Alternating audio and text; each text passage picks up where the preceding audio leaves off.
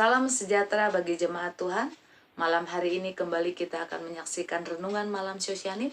Mari terlebih dahulu kita berdoa. Tuhan Yesus yang baik, terima kasih kami bersyukur kepada Engkau. Malam hari ini masih ada waktu bagi kami untuk kami dapat menerima firman-Mu. Berkatilah kami semuanya dimanapun kami berada.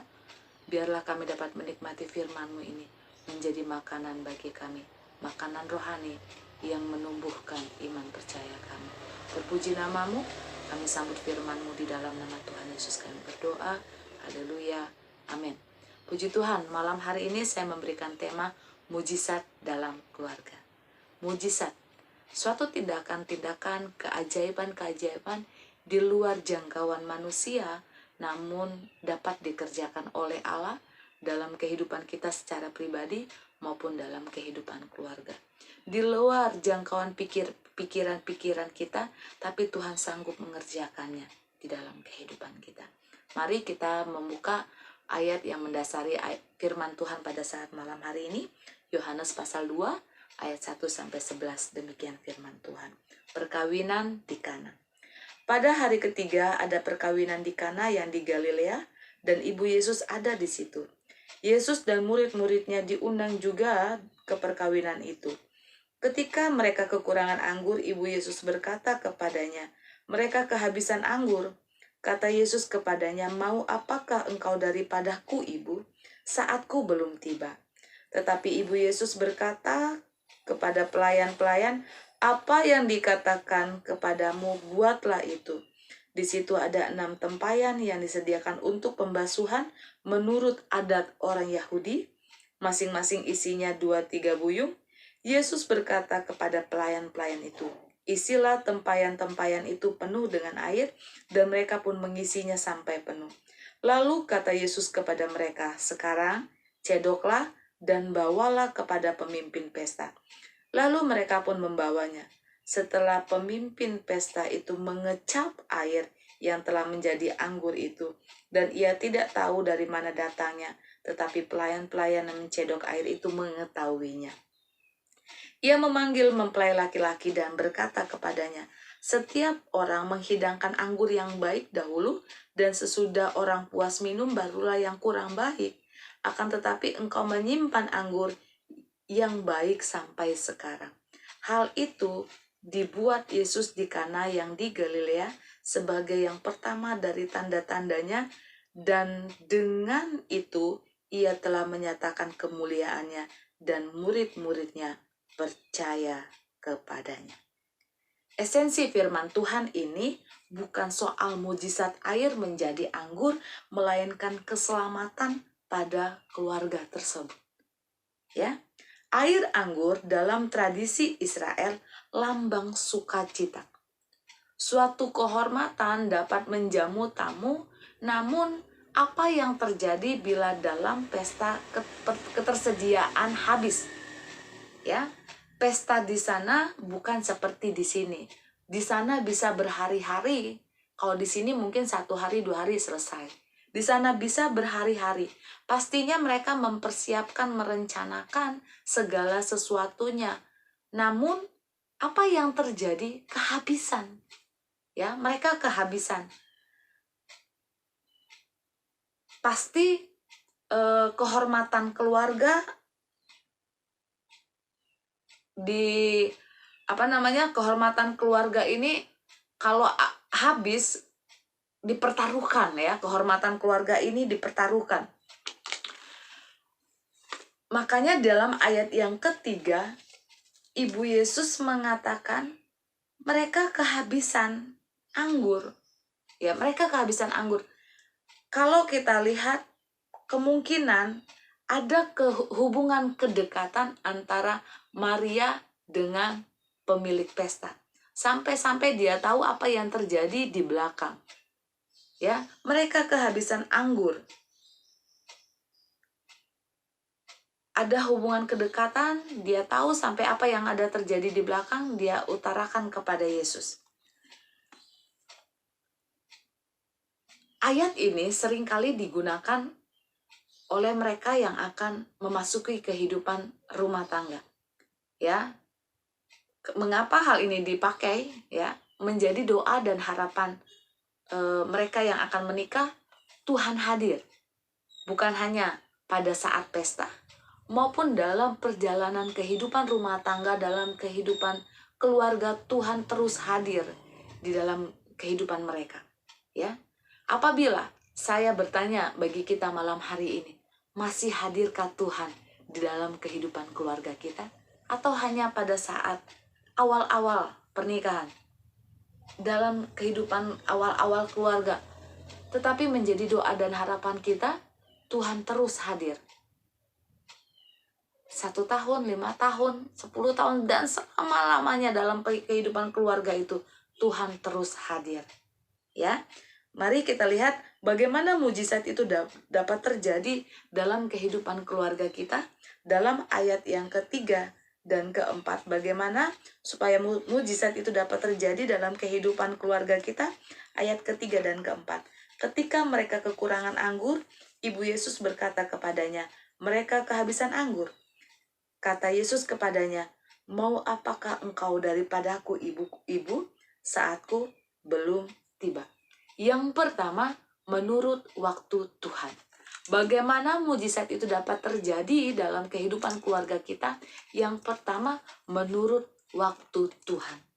Tidak serta-merta ketika Maria meminta sesuatu untuk dikerjakan dalam kehidupan mereka yang mengadakan pesta, terus Yesus langsung kerjakan, ya.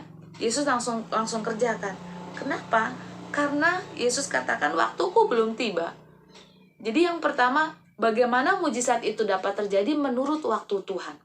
Bukan berarti ketika Maria meminta kepada Yesus membuat sesuatu, Yesus tidak langsung mengerjakan.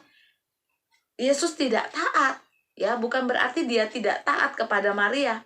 Namun Yesus paham betul dia belum dapat mengerjakan karena belum waktunya.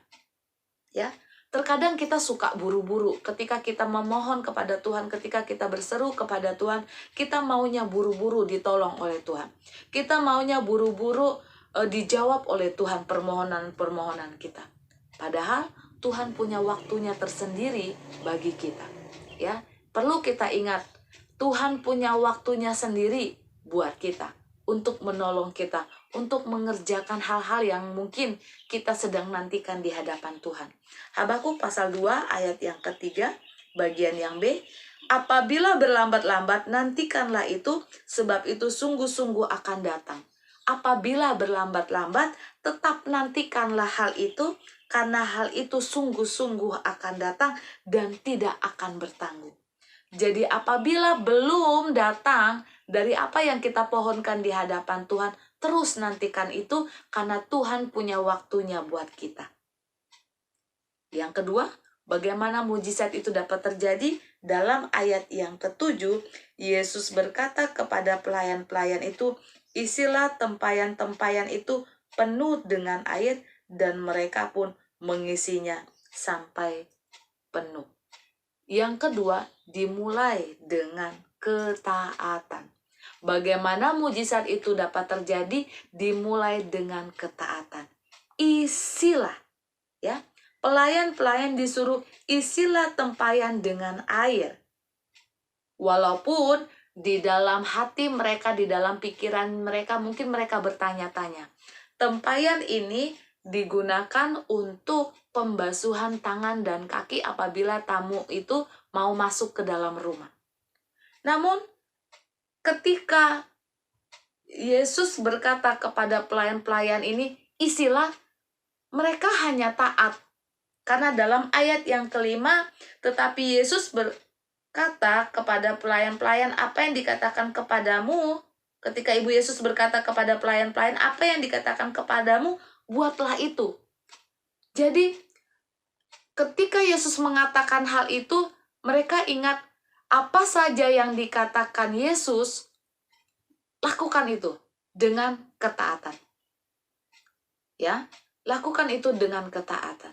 Jadi kalau kita menantikan mujizat itu Tuhan kerjakan di dalam kehidupan kita, harus dimulai dengan ketaatan kita. Jangan cuma menantikan hasil tetapi tidak mau proses. Ya, dimulai dengan ketaatan kita, isilah tempayan itu mengisi. Yang ketiga, dalam ayat yang ke-8, lalu kata Yesus kepada mereka, sekarang cedoklah dan bawalah kepada pemimpin pesta. Lalu mereka pun membawanya. Yang ketiga, bertindak. Bagaimana mujizat itu dapat terjadi? Bertindak. Cedok dan bawalah. Ya, cedok dan bawalah. Pelayan-pelayan ini tahu bahwa yang di waktu mereka cedok, waktu mereka isi, itu adalah air biasa. Namun mereka bertindak, cedok dan bawalah. Apa yang terjadi dalam ayat yang ke-9, setelah pemimpin pesta itu mengecap air yang telah menjadi anggur itu, dan ia tidak tahu dari mana datangnya, tetapi siapa? Pelayan-pelayan mengetahui. Ya, dia bawa, dan ketika dikecap air itu, dikatakan bahwa biasanya menghidangkan yang baik awal-awal. Tetapi ini sampai hari terakhir, ya, sampai di akhir tetap ada yang terbaik yang disediakan. Bertindak, pelayan ini bertindak, ya, bertindak untuk melakukan sesuatu karena mereka yang tahu, ya, seakan-akan nggak mungkin. Seakan-akan nggak mungkin, ya, tetapi perlu bertindak. Begitu juga dalam kehidupan kita.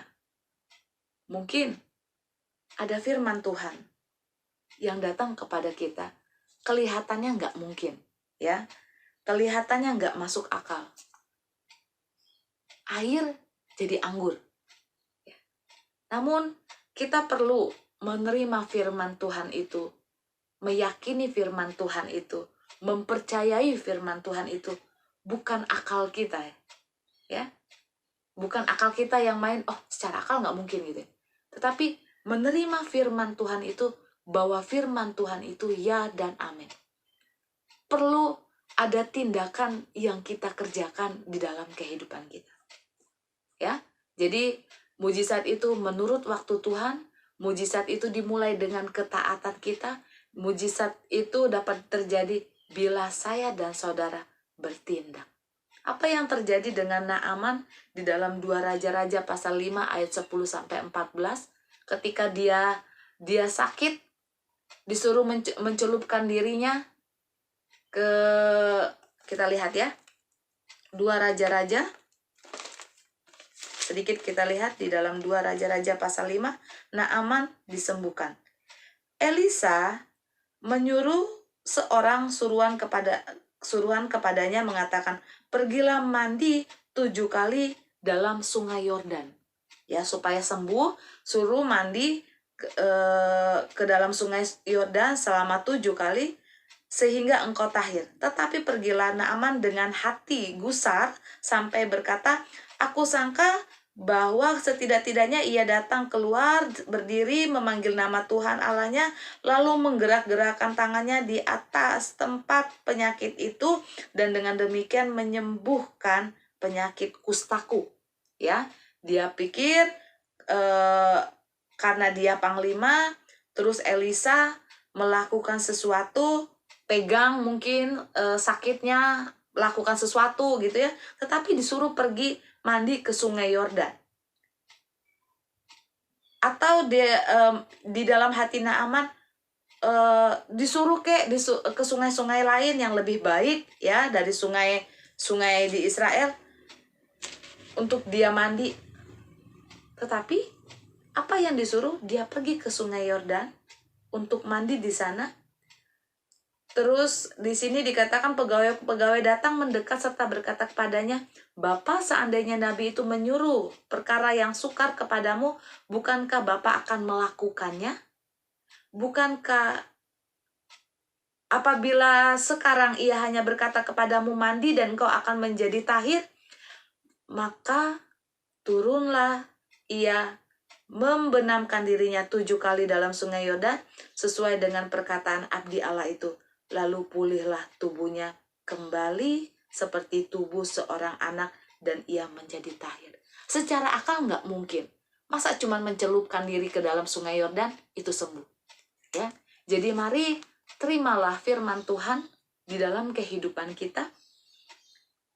Jangan buru-buru menolak firman Tuhan. Karena firman Tuhan itu ya dan amin. Syukur kepada Tuhan karena dalam kondisi yang sulit Tuhan hadir dan mampu mengerjakan mujizatnya dalam kehidupan keluarga yang sedang mengadakan pesta tersebut. Dalam kehidupan kita hari-hari ini Tuhan pun mampu mengerjakannya, ya. Tuhan pun mampu mengerjakannya di dalam kehidupan kita.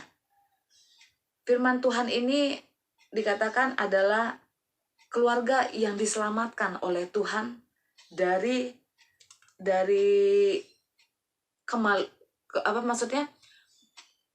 bisa malu gitu ya, bisa malu kalau sempat ketersediaan itu habis. Namun apa yang dapat terjadi? Tuhan dapat menyelesaikan permasalahan. Tuhan dapat mengerjakan ketika Dia hadir. Oleh karena itu, malam hari ini biarlah Dia terus hadir dalam kehidupan keluarga kita. Bukan hanya satu hari, bukan hanya pada saat pesta, tetapi terus Dia hadir sehingga ada keselamatan yang Tuhan kerjakan dalam kehidupan keluarga kita. Tuhan memberkati kita semuanya. Mari kita berdoa. Tuhan Yesus, terima kasih buat malam hari ini. Hadirlah Engkau dalam kehidupan keluarga kami sehingga kami dapat merasakan kehadiran-Mu memberikan mujizat bagi keluarga kami. Kehadiran-Mu memberikan sukacita bagi keluarga kami. Tuhan, kami tahu Engkau punya waktu-Mu di dalam kehidupan kami. Biarlah kami terus menantikan waktu-Mu itu dalam kehidupan kami dengan ketaatan, dengan tindakan-tindakan kami yang memuliakan nama Tuhan. Terpuji nama-Mu. Terima kasih buat malam hari ini. Kami sudah berdoa. Di dalam nama Tuhan Yesus kami berdoa. Haleluya. Amin.